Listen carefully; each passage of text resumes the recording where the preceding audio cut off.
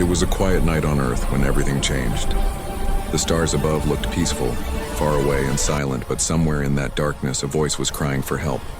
In a small control room deep inside the United Nations Space Research Command, a young scientist named Daniel heard something strange through the static of deep space communication signals. At first it sounded like broken noise, crackling sounds, soft echoes, and static waves that meant nothing. But when he adjusted the filters and slowed the transmission, words began to appear. Not in any known human language, not in any pattern Earth had ever recorded. Yet the emotion behind the sound was clear. It was fear. It was pain. It was a desperate cry for help. Daniel froze, his heart pounding. He called his supervisor, and soon, the entire room was filled with experts and translators all working to decode the signal. The more they listened, the more they felt something heavy in their chests. There were screams, explosions, and voices pleading. It was a message from a civilization that was dying. It repeated again and again in the same broken tone. "Help us. We are being destroyed." The scientists realized this was not a test signal or a trick. It was an SOS from another world.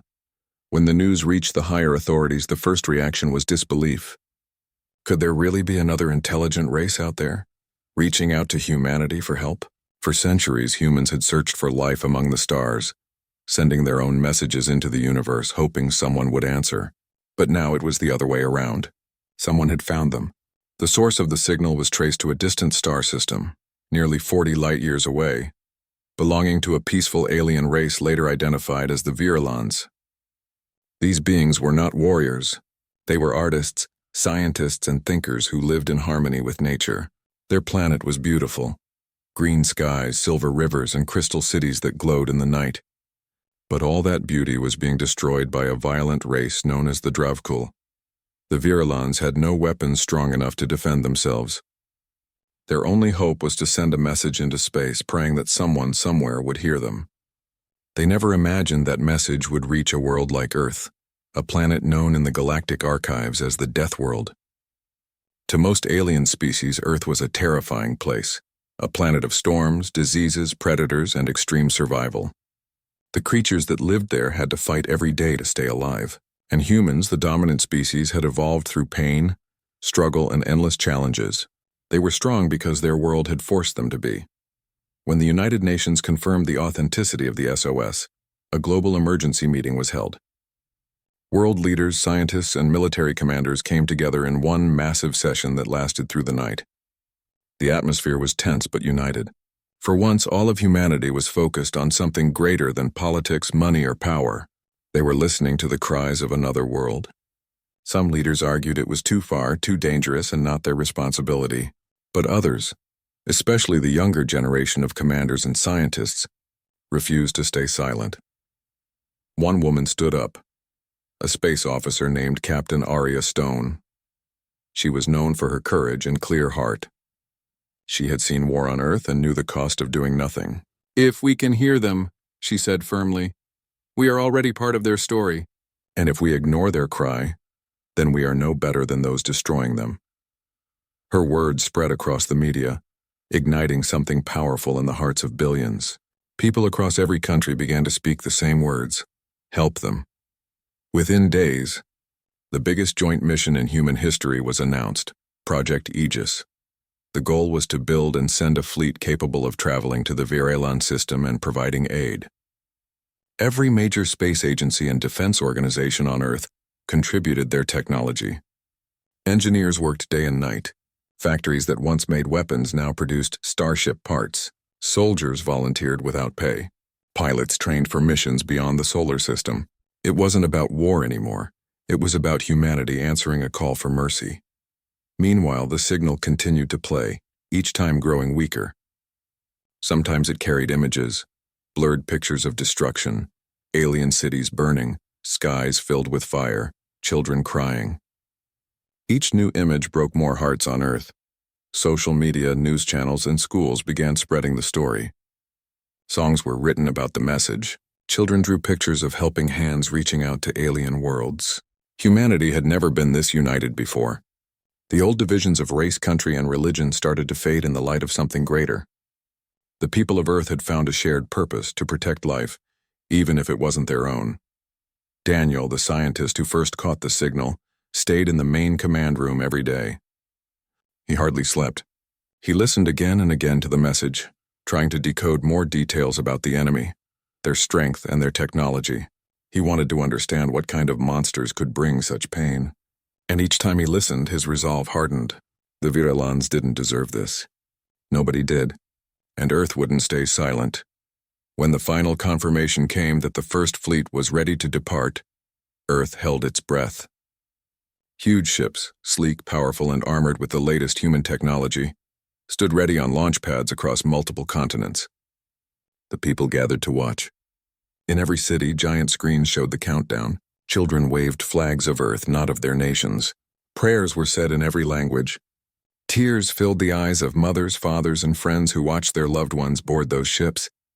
The night of the launch was unforgettable. The sky was lit up as the engines roared to life, shaking the ground beneath them. Humanity's fleet rose slowly, glowing like stars climbing toward heaven.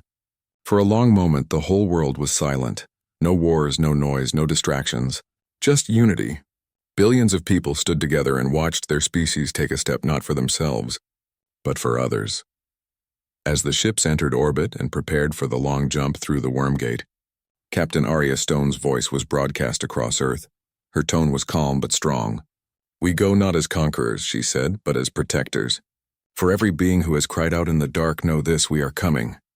The world erupted in applause and tears. Those words were written into history. From that night on, humanity was changed forever. The people who once fought each other were now working as one.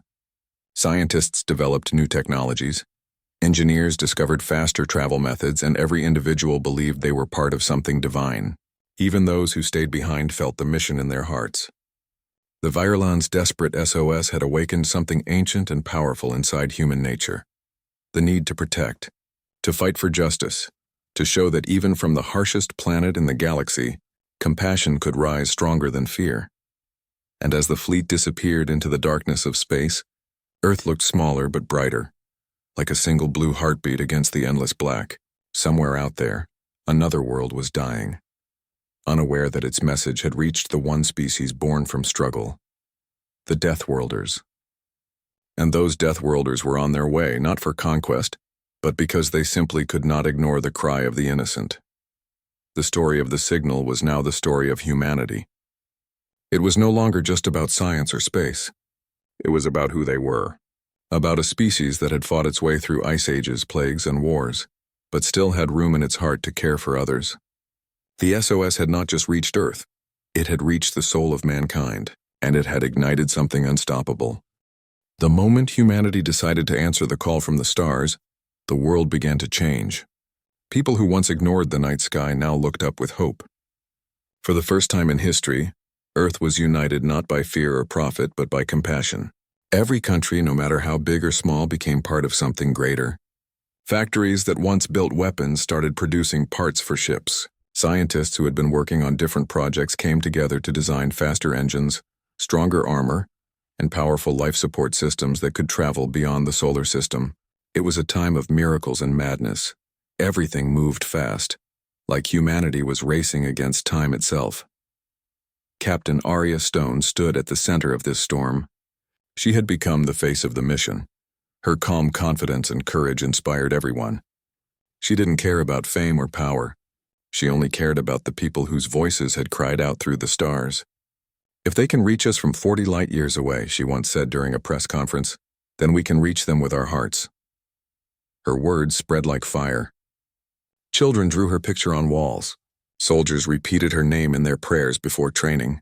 Even those who once doubted the mission started to believe. But not everyone was ready to support such a huge operation. Some world leaders and scientists feared the unknown. What if it's a trap? They asked. What if we're not ready to face whatever waits out there? Others worried about the cost, the resources, the lives, the risks. Yet each time fear tried to rise, something stronger pushed it back. Humanity's shared conscience. People remembered the message, the cries, the helplessness of the Virelans. That memory became a flame no argument could extinguish. The First Fleet was called Aegis I. It was more than just a group of ships. It was a symbol of human determination. Engineers designed them with both strength and mercy in mind. These weren't ships built to invade. They were built to protect. Each vessel carried medical units, food supplies, and shelters for survivors. But deep within their metallic hearts also rested the full power of humanity's defense technology, just in case the enemy returned. The Deathworlders knew one truth well: if you want peace, you must be ready to defend it. While the ships were being built, a wave of emotion swept across the planet. Art, music, and literature all turned toward the mission. Songs filled with hope played on every radio station. Murals appeared on city walls showing human hands reaching toward alien ones.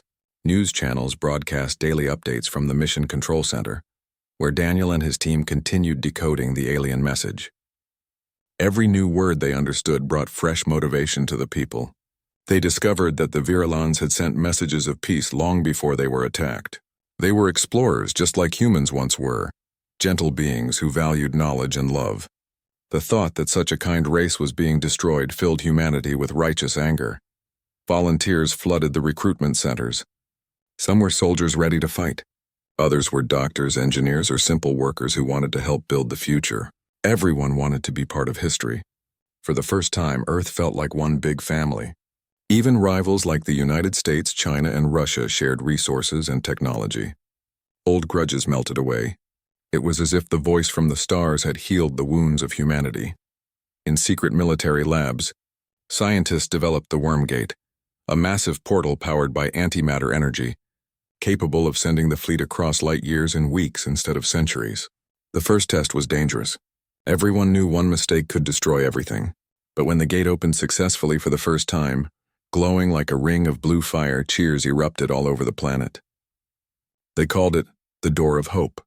While preparations continued, Captain Arya spent time with her team. She chose people not for their ranks but for their hearts. Her second in command was Lieutenant Marco Reyes, a fearless pilot with a stubborn sense of justice. The ship's lead engineer was Dr. Leon Zhou, a quiet genius who had once designed deep space mining machines. The medical division was led by Dr. Hana Malik, a woman who had survived war on Earth and now dedicated her life to saving others. Together, they formed the soul of Aegis 1. One evening, as the sun set over the Atlantic launch site, Arya stood alone on the observation deck. The sky burned orange and gold, and in the distance the fleet shimmered under construction lights. Daniel walked up beside her, holding a datapad filled with new translations. "They were singing," he said softly. Arya looked at him surprised. "What do you mean?" Daniel showed her the waveform of the alien signal. Before the final part of the message, before the screaming, they were singing. "It's like a hymn. They were praying, Captain." Arya turned her gaze back to the sky. Her jaw tightened. "Then will be their answer," she whispered. Days turned into weeks. As the launch date approached, emotions grew stronger. Earth's media called it the Day of Unity. People lit candles, prayed, and sent messages to the stars. Even those who couldn't join the mission felt they were part of it in spirit. Old and young, rich and poor, all had their eyes on the same goal. For the first time, humanity wasn't running from something. They were running towards something. A chance to prove that even in a cruel universe, compassion still existed. Behind the hopeful faces, though, there was also fear. The unknown waited beyond the Wormgate. No one truly knew what kind of creatures the Dravkul were. Some believed they were mindless beasts. Others thought they were organized killers who had already destroyed many worlds. Rumors spread that other species had tried to stop them and failed. But those stories only made humanity's resolve stronger. The Deathworlders had faced extinction many times in their own history. Plagues, disasters, wars, and they had always survived. They were not afraid of the impossible. The day before the launch, a global ceremony was held. The entire planet watched as Captain Arya addressed the world from the Aegis 1 command deck. She stood tall in her dark uniform, eyes calm but full of emotion. Behind her, the fleet gleamed under the floodlights. "We go not as conquerors," she said, "but as guardians. Somewhere out there, voices are waiting for us. They believed someone would come. Let us be the proof that they were right." Her voice trembled slightly at the end, but it was enough to send waves of pride and tears across the planet. As night fell, billions gathered to witness history. The countdown began. The engines rumbled like thunder across continents. Families hugged each other tightly. Some whispered prayers. Others simply smiled through their tears. And when the numbers reached 0, The ground shook. The ships rose one by one, cutting through clouds like silver arrows. The light from their thrusters illuminated the night sky so brightly that even the oceans reflected it. Humanity's fleet left Earth behind, carrying the hopes of an entire world with them. For hours after launch, people stayed outside, staring at the sky long after the ships had disappeared. Children pointed at the stars, asking which one was the Virulon system. Parents promised them that one day they'd see it too. The world felt smaller, but in the best possible way, as if the universe had finally opened its doors to them. Meanwhile, aboard the lead ship, Captain Arya watched Earth shrink into a glowing blue dot through the window. A soft silence filled the cabin. Marco broke it with a small grin. "You think they're watching us right now?" Arya smiled faintly. "I think they're praying for us." The crew nodded, and for a moment the universe didn't feel so empty. Back on Earth, Daniel stayed behind at mission control, monitoring the fleet's signal. He listened to the faint echoes of the engines as they vanished into the worm gate. Then he turned to his team and whispered, "They heard the call. Now it's our turn to answer." As the worm gate closed and the stars returned to their quiet shimmer, humanity had taken its greatest step yet.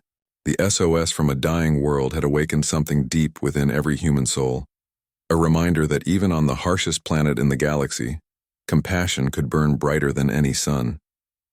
The Deathworlders were on their way, carrying not just weapons and machines, but the one thing the universe had long forgotten: mercy. The journey through the worm gate was something no human had ever experienced before. The moment the fleet entered, the stars outside stretched into long rivers of light. Time seemed to slow and twist. Everyone on board felt weightless, like they were floating between dreams and reality. It took only minutes, but to the crew it felt like hours. Then, with a loud vibration and a burst of blue light, the ships emerged on the other side, in the Virulon system. For a few seconds, the command deck was silent. The crew looked out the large observation windows, expecting to see a peaceful world full of life. But what they saw made their hearts stop. The planet that had sent the SOS was no longer the paradise they had imagined. The skies were thick with black smoke. The once blue oceans were dark and burning with oil fires. Cities that had once glowed with crystal towers were nothing more than broken bones of stone and metal. The Virulons had been nearly wiped out. Captain Arya Stone stood frozen for a moment. Even though she had prepared for the worst, nothing could have prepared her for this sight. Her hands tightened around the rail as she whispered, "Dear God." Around her, the crew members struggled to speak. Some cried quietly. Others clenched their jaws in silent anger. Dr. Hana Malik put her hand over her mouth, unable to look away from the destruction below. "So much life. Gone," she whispered. The scanners detected weak energy readings, survivors, small life signals hidden deep underground, in what seemed to be the remains of a collapsed city. "There are still people alive down there," said Lieutenant Marco Reyes, his voice filled with determination. Arya nodded sharply. "Prepare landing teams. We go down." As their ship descended through the thick clouds, the smell of burned air and dust filled the cabins. Flames rose from the broken ground like ghosts of what once was. The landing zone was unstable, full of wreckage and ash. The crew wore advanced protective suits and helmets, carrying medical kits and energy shields. When the ramp opened, the sound of the wind was heavy, like the world itself was crying. They moved carefully through the ruins, scanning for life. Buildings lay in ruins. Statues were cracked and melted. Streets were littered with objects that once belonged to families. Toys, books, small tools. Everything was silent except for the distant hum of the dying wind. And then from beneath the debris a small voice echoed. It was soft, trembling, almost musical. Dr. Hana ran forward, followed by two soldiers. They lifted pieces of fallen metal and concrete, revealing a small alien child covered in ash and dust. The child's skin glowed faintly with blue patterns, his large eyes blinking weakly at the humans. He didn't run. He didn't scream. He just looked up, too tired to be afraid. Arya knelt beside him, removing her helmet so he could see her face. "It's okay," she said softly. "You're safe now." The child tilted his head, not understanding the words, but feeling the warmth in her voice. He reached out a trembling hand and touched her cheek. That single touch broke the tension among everyone. It was the first contact between humans and Virulon, a moment that would later be remembered as the beginning of an alliance that changed the galaxy. The team continued, deeper into the underground tunnels where the last survivors were hiding. As they entered, dozens of frightened eyes turned toward them, men, women, and children of the Virilan race. They were thin, weak, and trembling, their luminous skin dimmed by hunger and fear. When they saw the humans, some backed away, whispering in their language. They had been told by their elders that no one would come. But when they saw Arya kneel and offer them water, they began to understand. Using translation software, Daniel's team back on the ship helped them communicate. The Virilan spoke slowly, their voices melodic and soft. "You came," one of the elders said, his voice trembling with disbelief. "We sent the message. We thought it was lost."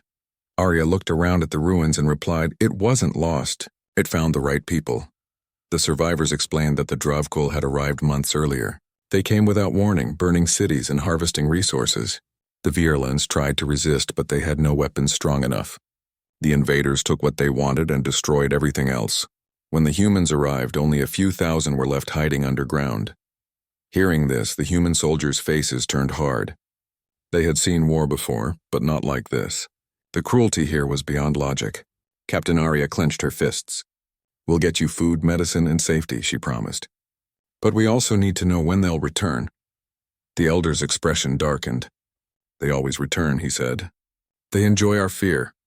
True to his words, the warning alarms on the human ship suddenly began to ring. Marco's voice came through the comms, sharp and urgent.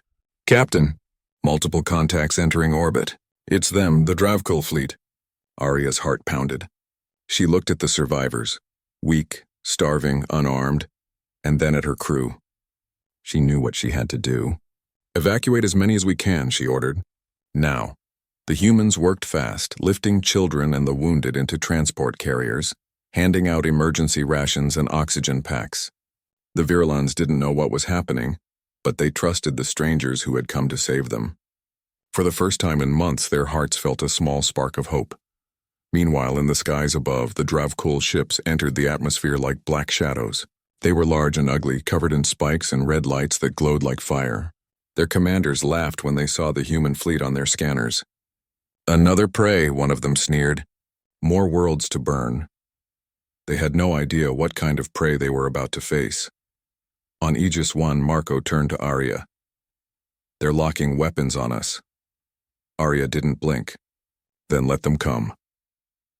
Her voice was calm but carried the weight of something ancient, the fury of a species that had learned to survive against impossible odds. Back on the surface, Hannah held the alien child close as the ground shook from distant explosions.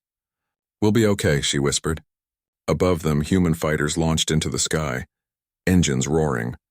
The Deathworlders were preparing to fight. For a moment, the Virilans looked up through the cracks in the tunnels and saw something they had never seen before. Humans standing between them and death.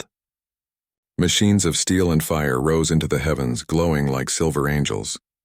For the first time in months, the Virilans felt safe enough to cry. As the human fleet formed its battle positions, Captain Arya's voice echoed through every ship. "Remember what we came for. Remember who called for us. Today we fight not for conquest, but for every life they tried to erase." The words carried power, reaching every pilot, every soldier, every heart. The battle had not yet begun, but everyone could feel it coming, and a storm unlike any other. The Dravkul were approaching fast, confident as ever. But this time, they were not facing weak victims. They were facing the Deathworlders, children of a planet where even survival was a war. And humanity was not going to let another innocent race be destroyed. In the command deck, Arya looked once more at the planet below, its broken cities, its frightened people, and the small flickers of hope rising again. "They asked for help," she whispered. "We answered. Now we protect." As the enemy ships broke through the clouds, the dark sky lit up with fire. Missiles launched, beams of light streaked across the air, and the silence of the ruined world was shattered by the roar of battle. In that moment, one thing became clear. The Virilans had sent a cry for mercy, but what they received instead was something far greater.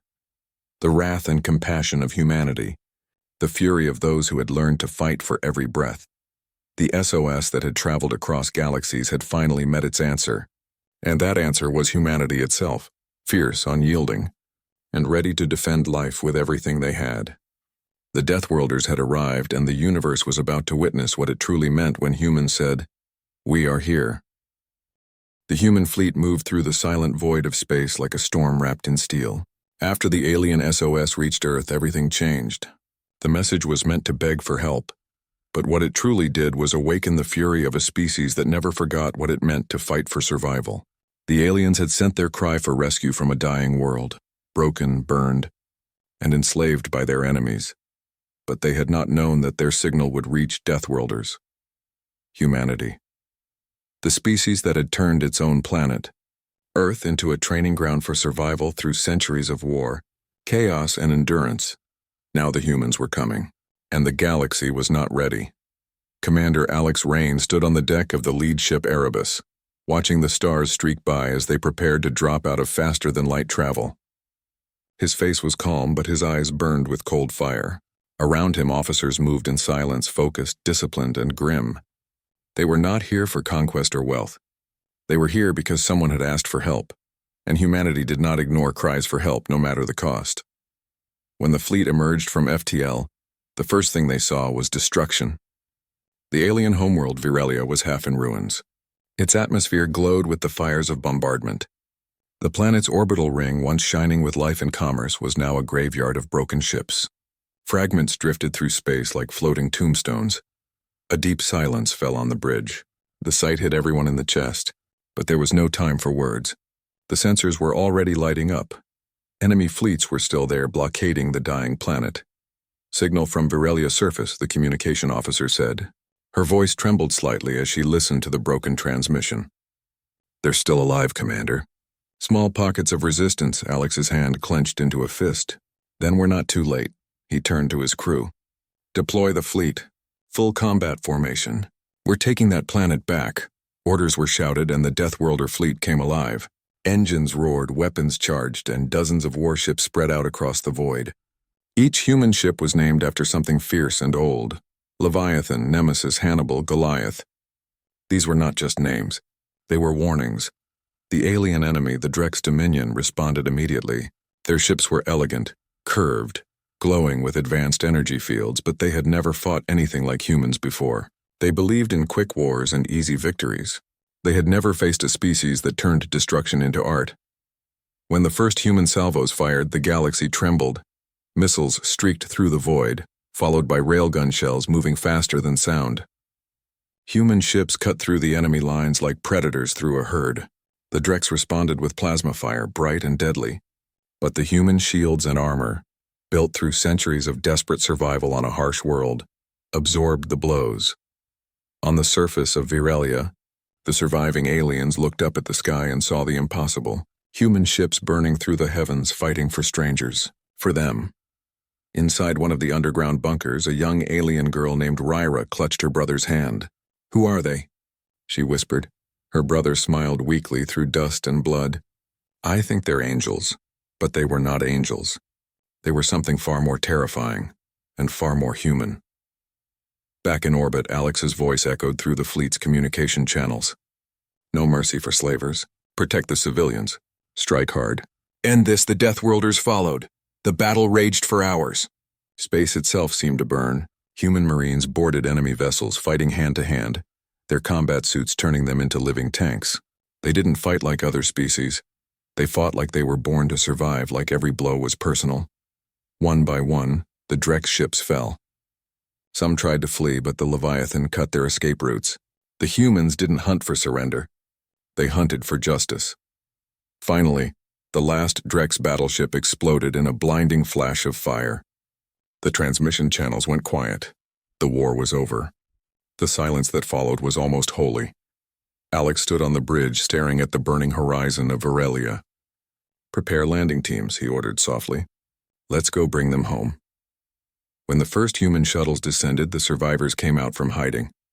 They were thin, pale, broken, but their eyes filled with tears when they saw the flag of Earth planted in the ashes. A tall alien leader approached Alex, his voice shaking. "You came. We didn't think anyone would come." Alex looked at him quietly. "We heard your call."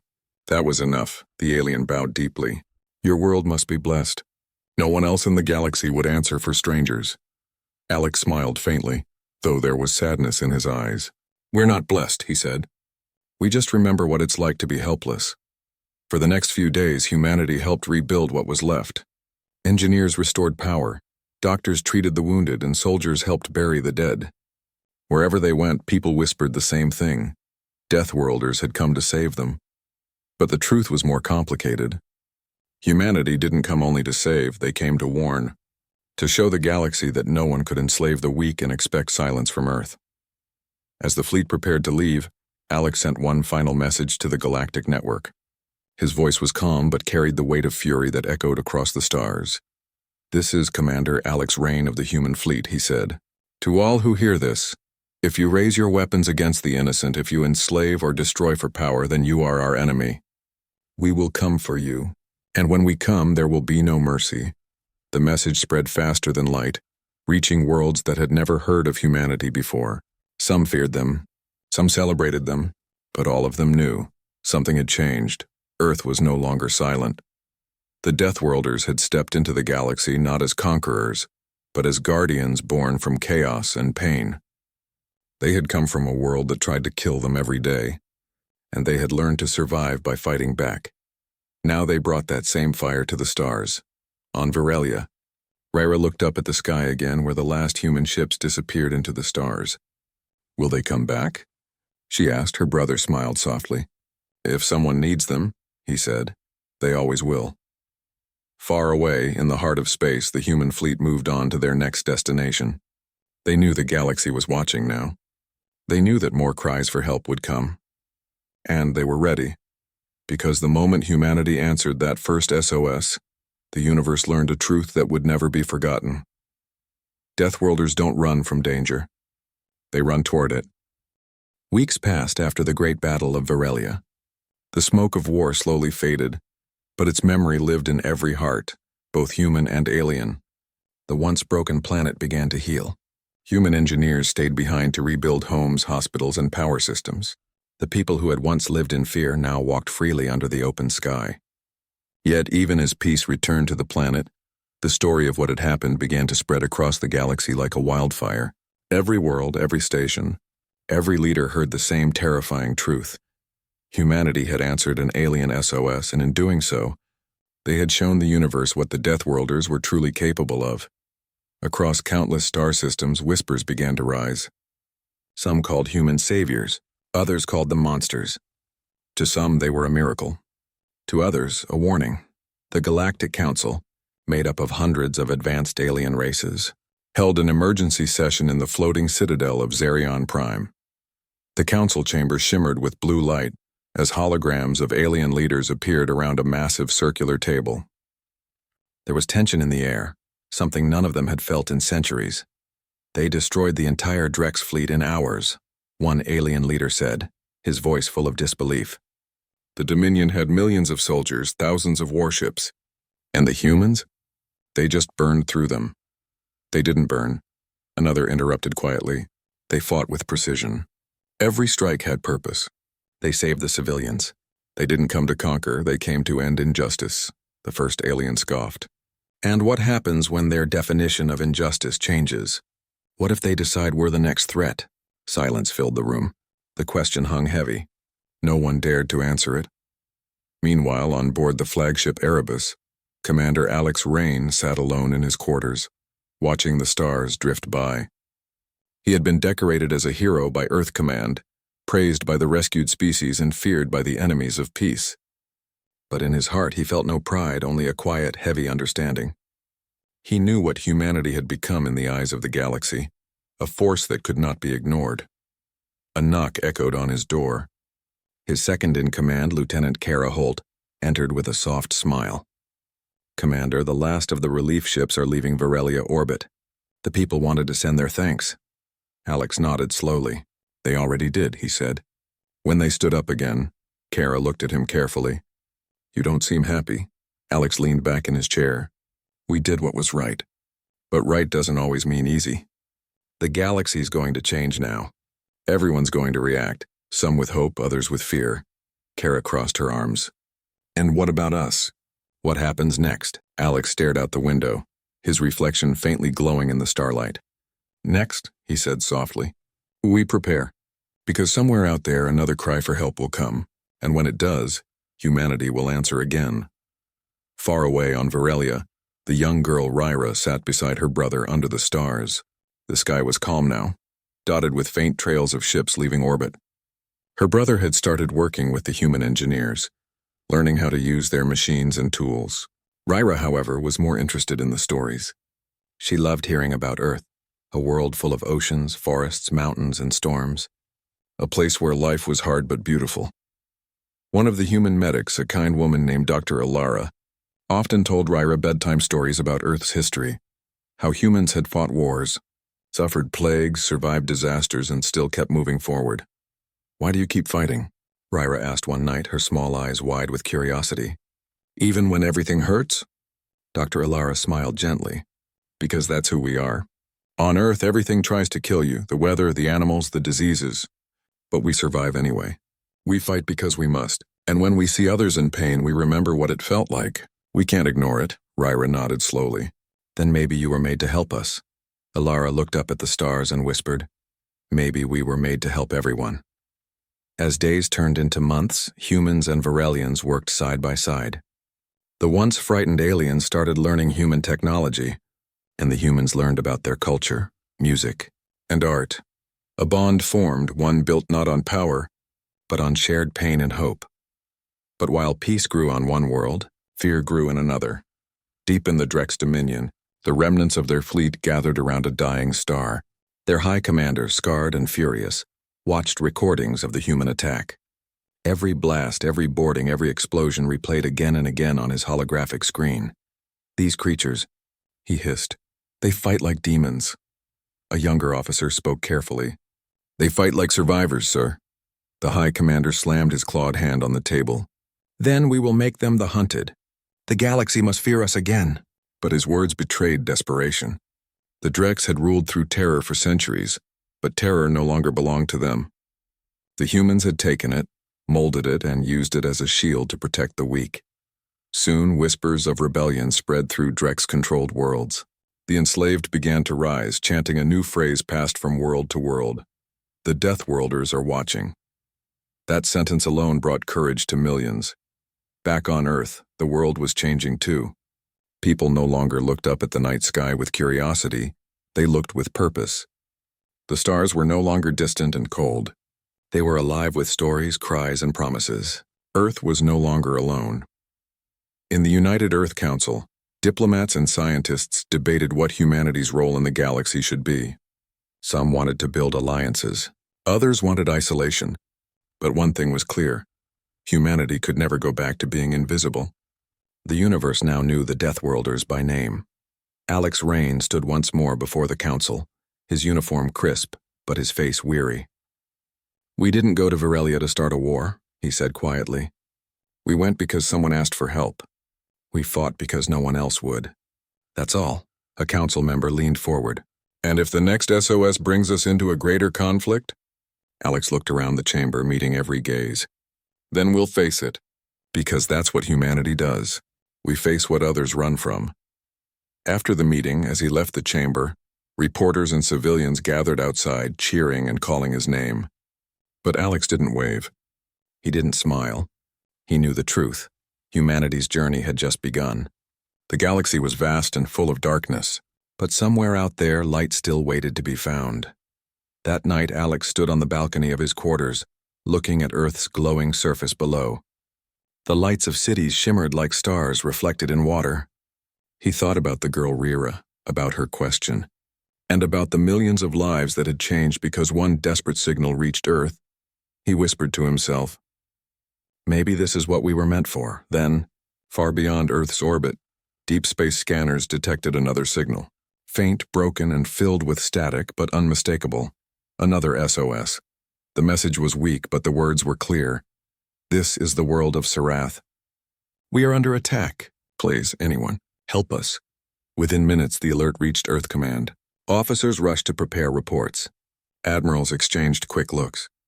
They all knew what this meant. Alex Rain, now promoted to admiral, received the message on his personal console. He stared at it for a long moment, then pressed the intercom button. "Assemble the fleet," he said quietly. Somewhere, in the black sea of space, engines ignited once again. The Deathworlders were on the move, and this time, the galaxy didn't fear them. It hoped for them, because everyone now knew, when darkness rises, when evil spreads, when no one else dares to answer, humanity will. The SOS to Earth had not just saved one world, it had awakened something greater, a legacy of protectors born from pain, sharpened by struggle, and guided by the fire of compassion. The Deathworlders would keep moving, keep fighting, keep saving, until the stars themselves no longer needed saving.